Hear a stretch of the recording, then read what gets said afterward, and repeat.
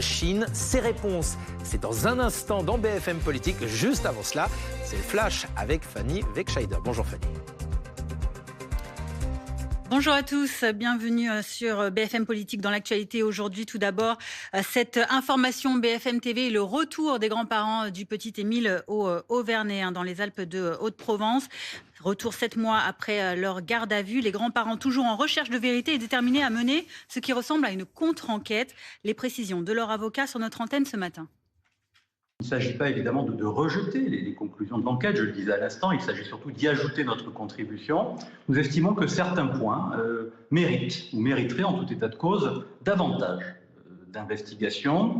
C'est la raison pour laquelle d'ailleurs, à l'issue de l'étude à laquelle nous nous sommes livrés sur site, nous allons prochainement saisir la juge d'instruction qui est en charge de ce dossier d'un certain nombre de demandes. C'est ce que l'on appelle en procédure pénale des demandes d'actes, et qui ont vocation à compléter le résultat des investigations qui ont été conduites jusqu'à présent.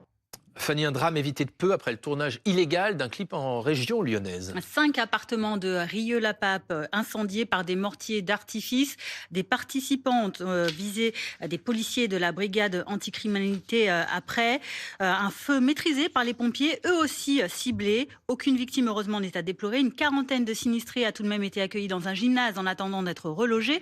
Écoutez le message adressé par le maire aux fauteurs de troubles. Les familles, à un moment, elles vont devoir prendre leurs responsabilités par rapport à ces jeunes. Je rappellerai que désormais, il y a des dispositifs dans la loi qui doivent pouvoir permettre, et c'est ce que nous avons discuté avec la préfecture, de pouvoir cibler les familles qui nous posent problème pour les expulser de leur logement. En tout cas, pour les autres qui veulent pourrir la vie de nos administrés, qui veulent salir l'image de nos quartiers alors qu'on fait tout pour les rénover, cela, je le dis, ma détermination est totale et je suis sûr d'une chose, c'est que nous remporterons la bataille. Fanny, 4 jours avant la commémoration des 10 ans des attentats du 13 novembre 2015 à Paris et Saint-Denis, le ministre de l'Intérieur annonce qu'il renforce la sécurité. Une vigilance accrue demandée par Laurent Nunez toute la semaine prochaine aux forces de l'ordre et aux responsables de la sécurité. Les forces de sécurité intérieure et militaire de l'opération Sentinelle en présence renforcée aux abords des salles de concert, mais aussi des lieux festifs dits d'ampleur.